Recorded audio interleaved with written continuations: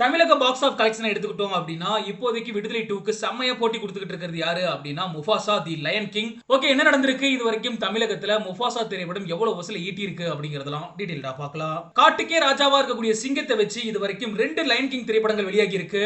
ஒன்னு 1994ஆம் ஆண்டு கார்ட்டூன் வடிவிலான படமானது வெளியாகி இருந்துச்சு.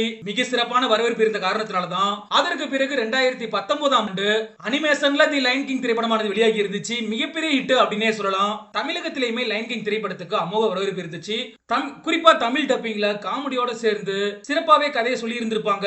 இப்போ வந்திருக்கக்கூடிய முஃபாசா திரைப்படத்துக்குமே மக்கள் மத்தியில் நல்ல வரவேற்பு கிடைச்சிருக்கு. முஃபாசா கதையை பொறுத்தளவுக்கு தி லயன் கிங் சிம்பாவோட தந்தையான முஃபாசா கடந்து வந்த பாதையை பத்தி தான் இந்த படத்தை உருவாக்கி இருக்காங்க. இந்த திரைப்படமானது உலகம் முழுவதுமே வெளியாகி மிகப்பெரிய வெற்றி அடைஞ்சிருக்கு. இந்த நிலையில தான் இப்ப தமிழகத்திலுமே வசூல் வேட்டை நடத்திக்கிட்டு இருக்கு.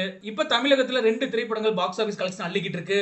ஒன்னு சூரி விஜய் சேதுபதி நடிப்பில் வெளியாகி இருக்கக்கூடிய விடுதலை பார்ட் 2, இன்னொன்னு முஃபாசாவை பொறுத்தளவுக்கு இது வரைக்கும் தமிழகத்துல மட்டுமே கிட்டத்தட்ட 15 கோடிக்கு மேல வசூல் வேட்டை நடத்தி இருக்கு அப்படின்ற தகவலானது வெளியாகி இருக்கு.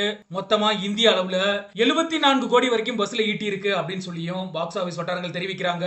இதுல விஷயம் என்னன்னா, விடுதலை படத்துக்கு ஏ சர்டிபிகேட் கொடுத்ததுனால 18 வயதுக்கு மேல இருக்கவங்க மட்டும் தான் அந்த படத்தை பார்க்க முடியும். அதன் காரணத்தினாலேயே குழந்தைகள் மற்றும் குடும்பங்கள் கொண்டாடும் வெற்றியா முஃபாசா திரைப்படம் மாறி இருக்கு அப்படிங்கறதும் குறிப்பிடத்தக்க விஷயம். சரி, ஓகே, நீங்களும் மறக்காம கமெண்ட் செக்ஷன்ல பதிவு பண்ணுங்க. முஃபாசா திரைப்படத்தை நீங்களும் பார்த்திருந்தீங்க அப்படின்னா உங்களோட பார்வையில முஃபாசா திரைப்படம் எப்படி இருக்கு அப்படின்ற உங்களோட கருத்துக்களை